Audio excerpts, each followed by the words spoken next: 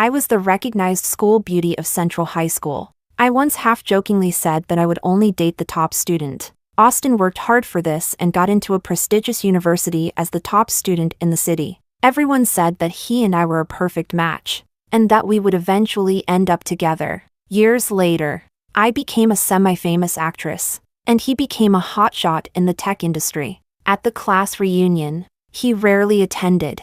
Our friends started teasing us, but he grabbed my wrist tightly and threatened, "Sophia, if you dare to trouble Ruby again, watch out." He took away my awards and roles for her and forced me out. I stood by the sea for a long time and threw away the ring I had cherished for so long. Later, he rushed backstage with red eyes looking for me. "Sophie, now my company is #1 in the industry. Can you give me another chance?" Chapter 1. On the first day of school, I became the recognized school beauty of the entire school. During every break, the back window of the classroom was filled with boys' fluffy heads. Every day, there were new love letters in my desk. There was always someone asking what kind of boys I liked and what my standards for choosing a boyfriend were. Half-jokingly, I answered that I only wanted to date the top student. But I was the top student until the second semester of senior year. Austin emerged as a dark horse. On the day the mock exam results were announced, he pointed with a smile to the top spot on the progress list and asked me, "Sophia, do you know how hard it is to improve by 1 spot?" I didn't take a single day off during the entire holiday. I went through several rounds of real test papers from all over the country, almost going blind. After the college entrance exam, "I hope you will keep your word." Everyone in the grade knew that Austin was pursuing me. Almost all the teachers treated early relationships like the plague. But Austin was different. He gave his all to pursue me. Central High School was the best high school in our area, with comprehensive scores far ahead of the rest of the city. Being the top student at Central High School was almost equivalent to being the top student in the city. He sparked my competitive spirit, and I began studying hard with a vengeance. But sometimes, I had to admit, the explosive power of a smart boy suddenly working hard was not to be underestimated. Math was my weak point, and I maintained high scores by doing a lot of practice problems. But math was Austin's strongest subject. That year, he widened the score gap with me by solving the last big math problem in the college entrance exam and was admitted to a prestigious university as the top student in the city. As soon as he got his report card, he couldn't wait to confess his feelings to me. I still remember that day. Amid the cicadas' summer chorus, Austin ran toward me from afar, his white shirt billowing like a white sail. His eyes shone like stars, and his brilliant smile made the midday sun pale in comparison. "Sophia, I'm the top student now. I can finally tell you that I like you." On the day of the graduation trip, I smiled and held out my hand, watching him solemnly slide a silver ring onto my finger. "I only have this now, but soon, I'll give you a gold ring, a diamond ring." Our classmates laughed and cheered, and his face turned as red as blood, his palms burning hot. I once thought we were the perfect match, a talented man and a beautiful woman. Until later, he fell in love with someone else. Chapter 2. Coming back to my senses, I found myself standing outside the private room of the hotel. Yes, today was the long-awaited high school reunion. My hand was on the doorknob, and just as I cracked it open, I heard my classmates talking about me. "Did you hear what the class monitor said? Both Sophia and Austin are coming today." Wow, that's rare. Speaking of which, they were really something back then. Yeah, especially that guy Austin. He got the highest score in the city and won the heart of the school beauty. Now he's the owner of a famous unicorn company. As for Sophia, she starred in a few dramas, but while the dramas were popular, she wasn't. Hey, why worry about her? With Austin, does she even need success? True that. Just as I was awkwardly standing at the door, the class monitor arrived behind me and excitedly called out my name. "Sophie, long time no see. You still look so beautiful." She pulled me inside, and my classmates quickly surrounded me, greeting me enthusiastically. A few girls I used to be close with also warmly pulled me aside to ask questions. The lively atmosphere made me feel like I was back in my school days. Just as I started to relax a bit, the door to the room opened once again. Standing in the doorway was Austin, whom I hadn't seen in a long time. He was dressed in black and looked slightly thinner, probably from the hardships of starting a business. Our classmates started teasing us, pushing me towards him, and joked, "Why didn't you two lovebirds come together?" "Yeah, Austin is late. 3 cups of penalty wine." Penalty wine. Ignoring the lively atmosphere, Austin spoke coldly. "Sophia and I broke up a long time ago." The next second, he grabbed my wrist tightly and said through gritted teeth, "Sophia, don't think you can get away by not answering my calls. If you mess with Ruby again, I won't be polite to you." After saying that, he walked away without looking back. The atmosphere turned cold instantly. Someone murmured, "Ruby." Could he be talking about the popular actress Ruby? Chapter 3. Actually, I never intentionally made things difficult for Ruby. I only said a few words when she repeatedly showed up late for no reason, acting cute and slowing down the progress of the crew. After all, for someone like me who isn't very popular, time is money. Unlike the star influencers, I make money by taking on acting jobs. Ruby blinked her innocent big eyes twice and said with an aggrieved tone, "Sophie, I know you don't like me, but even the director hasn't said anything. Who are you to criticize me? You now have the suspicion of using public office for personal revenge." She took 2 steps forward and whispered in my ear, "Is it my fault that brother Austin likes me?" It was this one sentence that brought me unexpected attention, trending on social media for the first time. Hashtag Sophia puts on airs hashtag. Hashtag Sophia excludes Ruby hashtag. Whether it counts as using public office for personal revenge, I don't know, but did the breakdown of my relationship with Austin really have nothing to do with her? Austin and Ruby met at a party. At that time, Austin had already accumulated enough experience. His company had successfully expanded overseas, earning him his first pot of gold. Numerous investors, attracted by the scent of money, flocked to him. Coincidentally, during that period, the entertainment industry was booming, and many people advised him to invest in it. Ruby was just a fledgling little idol, brought to the party by her agent. Everyone with sharp eyes knew she was there to seek resources and sponsors. Ruby was drunk and unsteady on her feet, spilled half a glass of champagne all over herself. Her light pink evening gown instantly clung wetly to her skin, revealing patches of soft white underneath the sheer fabric. Several men looked at her with smirks, blushing furiously. She awkwardly covered her chest. Austin chivalrously took off his coat and draped it over her shoulders, rescuing her from the situation. Her agent thanked him repeatedly while taking her to change clothes. I was also present that day. He even joked with me, saying that young girls these days are so careless. I thought it was just a small episode, but later on, they did get to know each other. It was said that Ruby waited downstairs at his company several times to return his coat, to thank him personally, and to invite him to dinner. Such an old-fashioned tactic, right?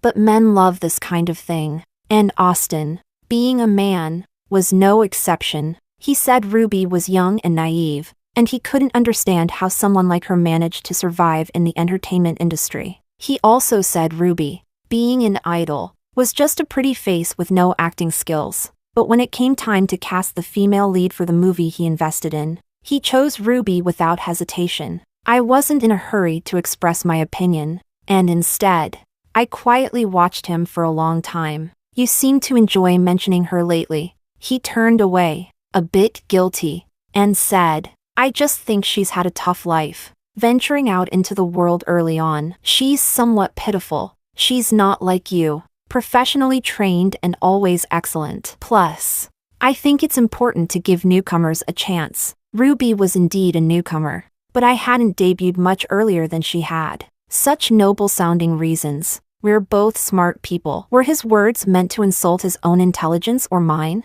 I moved back to my own apartment that very night. He desperately apologized, sending flowers and gifts, insisting that I had misunderstood him. In senior year, he nearly sacrificed half his life studying hard for me. To know, fighting for the top score in the city during the college entrance exam was much harder than running a company. He considered it the highlight of his life. If it weren't for me, he wouldn't have achieved it. Recalling all those moments, my initially tense heart couldn't help but soften. I thought it would be good to take some time to calm down, not to be easily coaxed by him. Coincidentally, I was busy promoting my work, which I hoped to win the Best Newcomer award with. After working hard for over half a year, I put my heart into understanding my character, insisting on not using a stunt double, and several times, almost fainting from crying too much in character. I didn't chase fame. I only sought professional recognition. That day was very significant to me, but I never dreamed that it was on that very day that my life would start to spiral downward. On the day of the awards ceremony, Austin didn't come. The Best Newcomer award, which I was determined to win, ultimately went to Ruby. When the host announced her name, the audience was in an uproar. It seemed no one expected it. The cameraman even gave me a close-up shot. I watched my disheveled and shocked self on the big screen, then looked at Ruby in her luxurious dress, smiling as she accepted the trophy and kissed it. Finally, I couldn't control my tears, and they burst out like a flood. Chapter 4. I didn't want to hear Ruby's squeaky, childish voice delivering her acceptance speech. I just wanted to find out immediately what was going on. I rushed backstage and had just pulled out my phone when Austin called. His voice was calm, devoid of any emotion. Sophie, I had a very important matter come up at the last minute, so I couldn't attend the awards ceremony. I was furious and screamed into the phone. Your important matter was manipulating things so Ruby could win, wasn't it? Austin, how could you? He paused. So you know everything. Ruby's mother is critically ill. She came to me pleading. She desperately wanted to achieve something to show her mother. Maybe if her mother felt a bit happier, her condition might improve. You have all the qualifications. You're just lacking a bit of luck. You still have plenty of opportunities. I didn't want to hear any more of his nonsense. I was losing my sanity, jumping up and down as I yelled. What does her mother's illness have to do with me? What does it have to do with you? This trophy belongs to our entire team. Do you know how much effort we've put into this project? He became annoyed. Sophia, I told you. This time it's Ruby's turn. You'll have plenty of chances in the future. Don't you trust my abilities? Why are you being so heartless now? My blood pressure skyrocketed. My temples throbbed painfully. The world twisted, and my head felt like it was about to explode. I couldn't help but curse. Go to hell, you bastard. In a fit of panic and shortness of breath, I threw my phone, feeling like my vision was suddenly surrounded by a snowy white blur, with only a buzzing noise in my ears. How strange. Why did the world suddenly turn sideways? My eyelids were so heavy, and my chest felt like a huge stone was pressing down, making it hard to breathe. When I came to my senses again, a man was pressing his ear to my chest, sweating profusely with worry. He was checking my neck, pressing hard on my chest, and pinching my nose to give me mouth-to-mouth resuscitation. Miss Sophie, can you hear me? The ambulance is on its way. Everyone, stay back. She needs fresh air.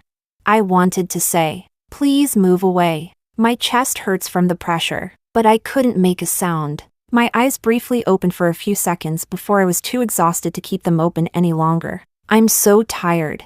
I just want to sleep. Chapter 5. When I woke up, my agent Nana was sitting by my bedside. Instinctively, I reached for my phone to check the time, but she quickly grabbed it and smiled gently. Sophie, you need to rest now. The doctor said no phones. I sighed and lay back down. I knew what she was thinking. I was smart. No one could fool me. The trending topics must have exploded again. Today, I had such a meltdown. And those paparazzi who thrive on chaos would surely take the opportunity to write sensational stories. I thought of my favorite professor from university. Professor He. She was serious and strict. Most of the students were afraid of her, but I loved attending her classes. At graduation, she wrote a farewell message in the front page of my book. I hope your works will one day become classic examples in textbooks. She understood me. She knew I had a genuine love for acting and the arts. I prided myself on being selective with scripts,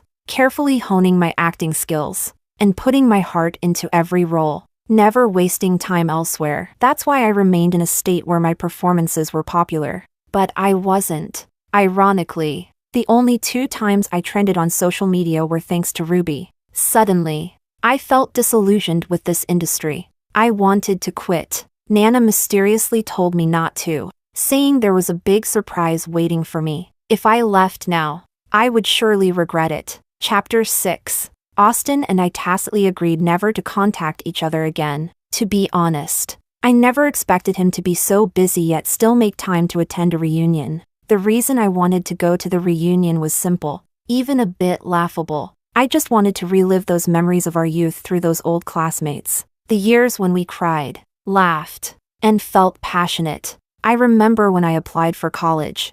I chose a nationally renowned art academy, which happened to be in the same city as Austin. I had good looks and decent professional skills. And even before graduation, many production crews were reaching out to me. Austin was also outstanding as always. His projects frequently won awards in competitions, and he was soon selected by a major tech company. He celebrated my birthday by braving a blizzard in the capital, crossing half the city to bring me cake and gifts precisely at midnight. In the romantic candlelight, we kissed. I was so happy then, almost melting in his embrace. His kiss was tender and passionate. With my eyes closed, I silently made a wish. Sophia would be with Austin forever. But now, I know very clearly that those times are gone. That cheerful boy, that man who kissed me and told me I was the only treasure in the world, is gone and will never come back. The weather is clear, with the sky full of sunset glow. Today's sunrise was especially beautiful. I stood by the sea breeze, took off the ring I had cherished for years, and threw it away. Chapter 7. Ruby has become the representative figure of the new generation of starlets. She knows how to create topics and stay in the spotlight, handling every interview with ease and skillfully playing her cards. That innocent and clumsy persona she showed before was just an act. Who says she has poor acting skills?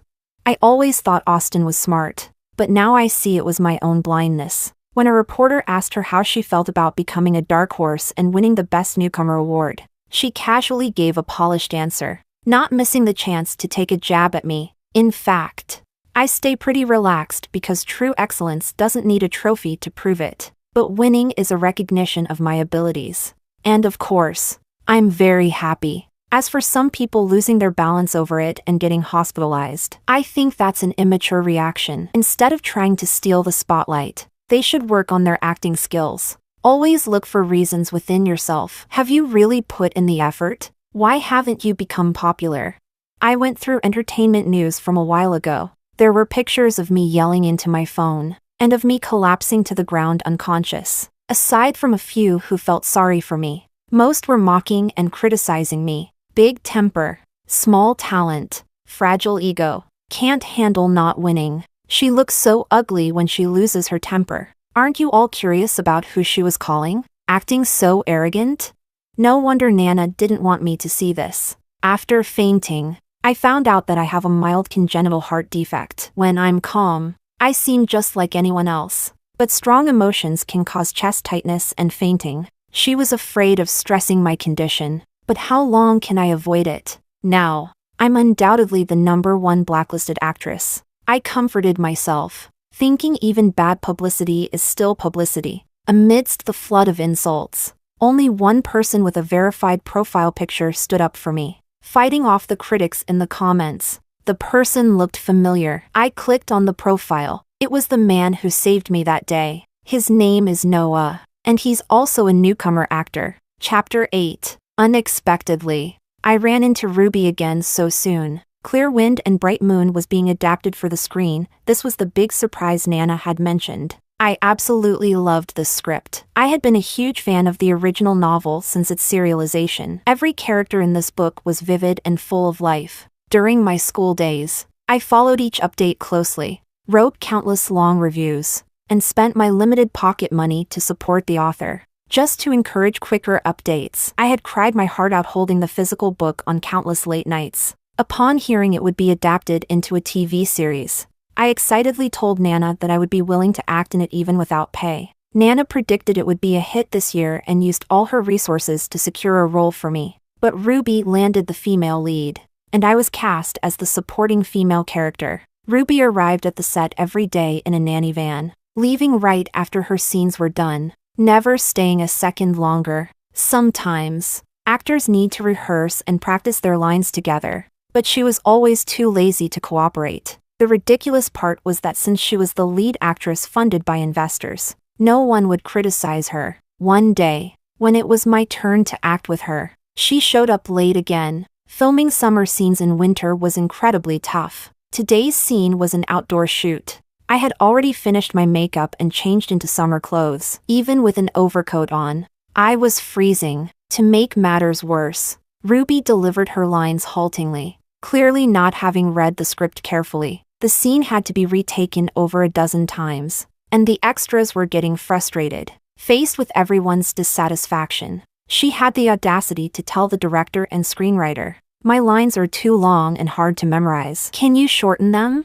I think this scene shouldn't be arranged this way. It should be performed according to my understanding." After filming a few frontal shots, she simply had her stand-in perform the rest of her scenes. Her assistant wrapped her in a thick down jacket, set up a space heater, and handed her a hot drink. She whined on the phone. "Austin, filming is so tough. If you hadn't told me this show would be a hit this year, I wouldn't have come." "Good? What's good about it? I was late because of traffic and then got hassled. Who else but that always self-righteous person?" Okay, Austin, you're the best." Not long after, my phone rang. I glanced at the familiar number and declined the call. When he called again, I turned off my phone. I could almost guess what he would say, and I was too annoyed to hear a word of it. Oh no, that feeling of chest tightness and panic was back. At that moment, a pair of warm hands steadily held my arm.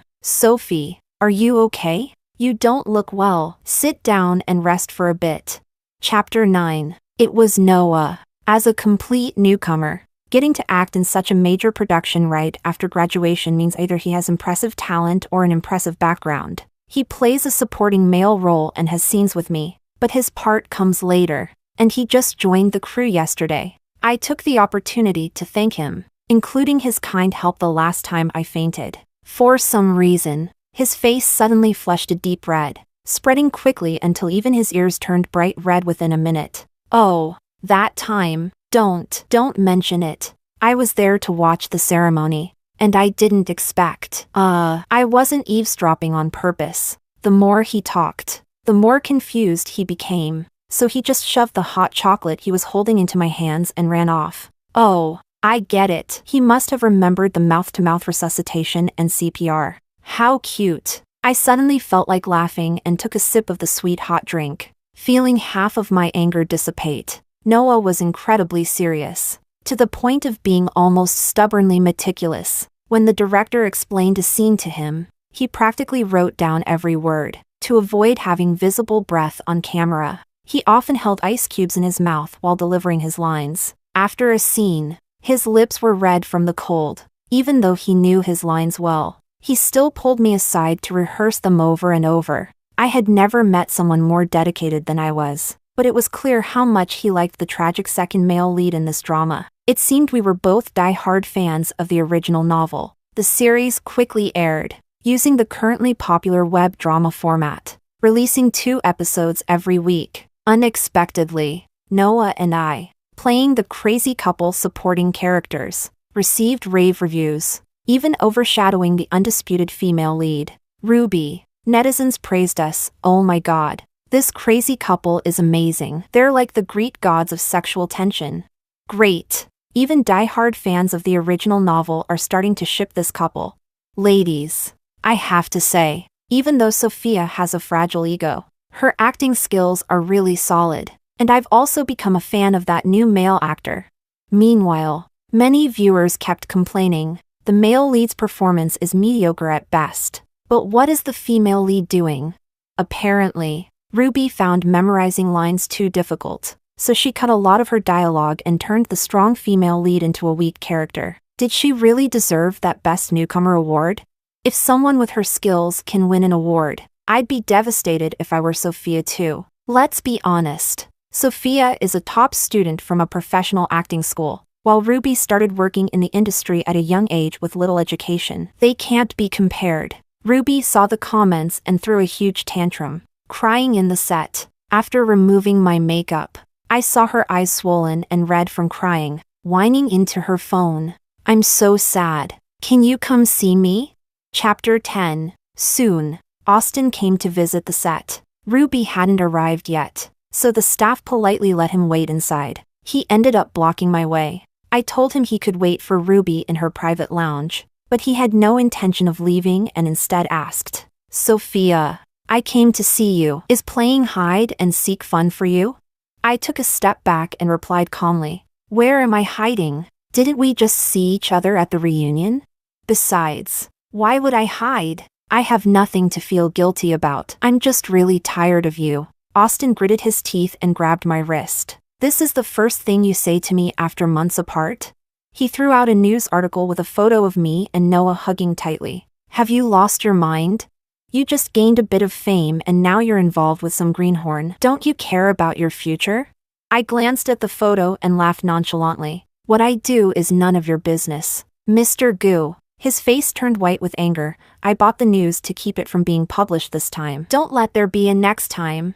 "What are you laughing at? Do you find this amusing?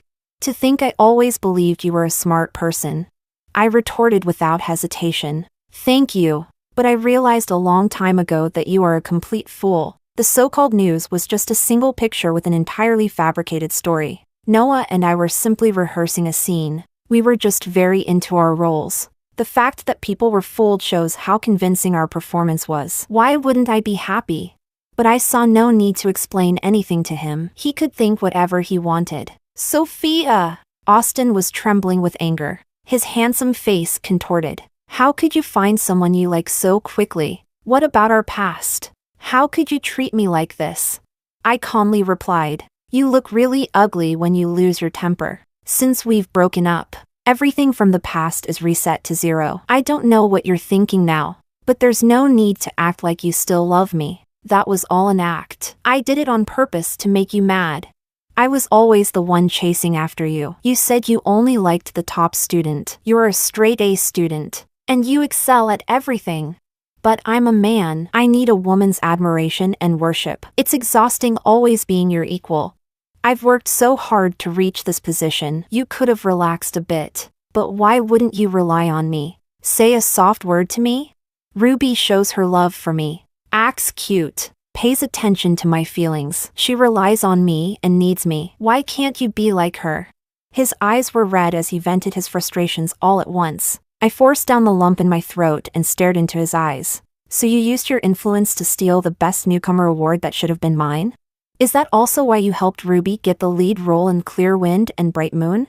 He gasped and took a step back, clearly not expecting my direct confrontation. He didn't know that the original author of Clear Wind and Bright Moon was my university mentor, Professor Lin. That's why I loved attending her classes. When I brought the book to her for a signature, she wrote a serious message in the front page: "I hope your works will one day become classic examples in textbooks." Back then, several production companies were already approaching her for the adaptation rights. I knew this work would be adapted into a TV series long before Austin did. But I refused to use any connections or ask anyone for help. I was confident that my passion for the original work and my deep understanding of the character would ensure I succeeded in the audition. What I didn't expect was that Austin, for such ridiculous reasons, would use his influence to forcefully give the lead role to Ruby. Chapter 11. I will never forget the day the director apologized to me. He said that as a director, his say is limited. However, the original author was highly skilled, and the supporting female character was well-rounded and complex, requiring a capable actress to handle the role. He believed it was a captivating and deep character, and he had high hopes for it. I knew the director was being sincere, so I accepted the role. Austin's eyes were slightly red as he struggled to stabilize his emotions before asking, "I was just so angry. Why couldn't you be a little soft with me? Do you hate me and Ruby now?" To be honest, when I saw Ruby blatantly transforming the heroine I cherished into something unrecognizable, I couldn't help but detest her. But towards Austin, I shook my head. "I don't even care enough to hate you. Hate is still a form of emotion. Seeing you now, I feel nothing." In that instant, something seemed to shatter in Austin's eyes. He pulled me into his arms forcefully. "All right, Sophie, be good. I know I was wrong. Let's not fight anymore. From now on, whatever role you want, I'll do my best to get it for you. My company is about to go public on NASDAQ. Would you like to join me for the bell-ringing ceremony? You always liked being number one, right? My company is about to be the industry's top. Can we start over? I struggled desperately to break free from his grip. I don't. Before I could finish saying want to, a force pulled me away from Austin. Didn't you hear Sophie say she doesn't want to? Get lost! When Austin recognized the man in front of him as the one from the photo where I was tightly embraced, he flew into a rage. He strode over and grabbed Noah by the collar. Noah was not polite either. With a flick of his wrist, he firmly twisted Austin's arm. Austin grimaced in pain, but his words remained harsh. If you don't care about your future, fine, but don't ruin Sophie's. She aims to make her mark in the history of sea country cinema. Noah laughed in anger. You have the nerve to talk about her future. If you truly cared for Sophie, would you manipulate things to give her award to someone else and take away her cherished role? Being the same gender as you disgusts me.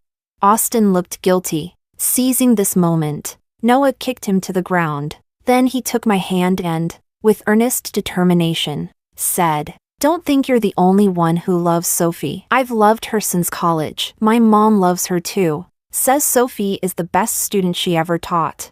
I admire her dedication, her excellence, and I want her to keep being excellent, even if she doesn't rely on me. It's fine, but when she needs me, I will always be there.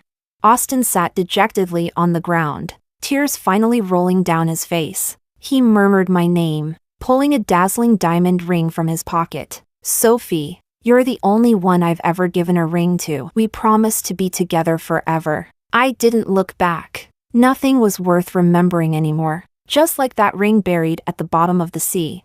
Chapter 12. Clear wind and bright moon finally wrapped up filming. The crew prepared 2 enormous custom-made bouquets and a wrap party for Noah and me. No one really paid attention to Ruby. Everyone harbored a grudge against her for ruining what they considered a classic. If it weren't for Noah and me holding things together, the show's reputation would have completely collapsed. Now, the audience's favorite topic of discussion is the tragic, crazy couple portrayed by the second male and female leads. They all say Noah and I brought these characters to life, especially after the episode where our characters died together in the raging fire aired.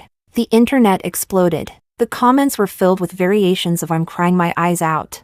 So many people wrote long posts expressing their unresolved feelings. Some even started an online petition, hoping for a sequel focused on the second male and female leads. They found the main female lead too annoying and said they wouldn't mind if she wasn't included. With her first project after winning the Newcomer Award, Ruby's reputation completely collapsed. Chapter 13. After wrapping up work, I went on vacation with Professor Lin and her family. After many years, Professor Lin had the idea of writing a new book and wanted to go out to find inspiration. She also felt that Ruby had ruined the character. But unfortunately, the rights had already been sold, and the original author no longer had the authority to select the cast. She planned to carefully craft her next work to make up for this regret. As soon as we got off the plane, I saw that I was trending on social media. #Sophia Moral 2 timing #. The accompanying photo was from the day Austin and Noah were fighting. Ruby liked and shared the post,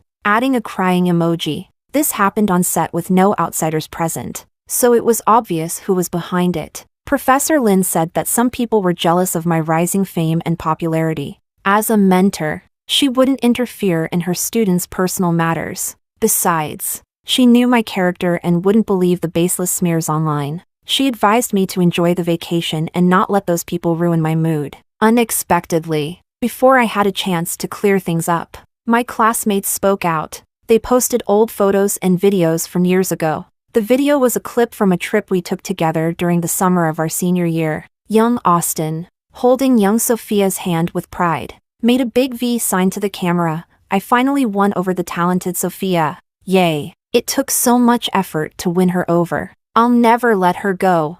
He smiled and slipped a delicate silver ring onto my finger. Our classmates cheered and laughed. Walking away together, the video quickly went viral, with tens of thousands of shares. Wait, does this mean Ruby was the mistress all along?